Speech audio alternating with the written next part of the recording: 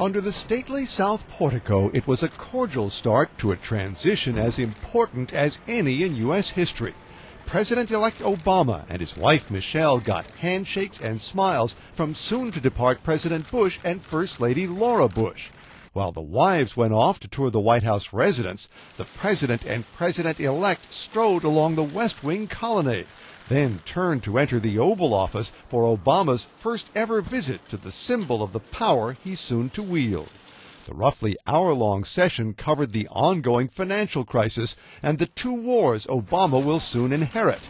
Neither man spoke afterward, but the White House released this photo of the two discussing those challenges and the extraordinary demands of the modern presidency. I don't think any of us can understand what it's like for two people who are now going to be in a very small club. During the campaign, Obama railed about Bush's failed policies. But the White House says with the transition underway, that's all history now. President Bush is able to let heated rhetoric like that just slide off his back and move forward and do what he thinks is right for the country. It hasn't always been thus.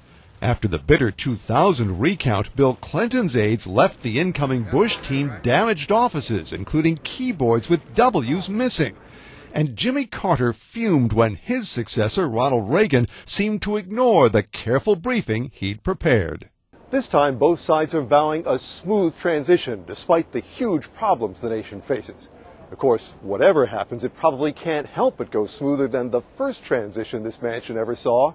When John Adams so loathed Thomas Jefferson, he fled here before dawn Inauguration Day to avoid shaking his successor's hand. Mark Smith, The Associated Press, the White House.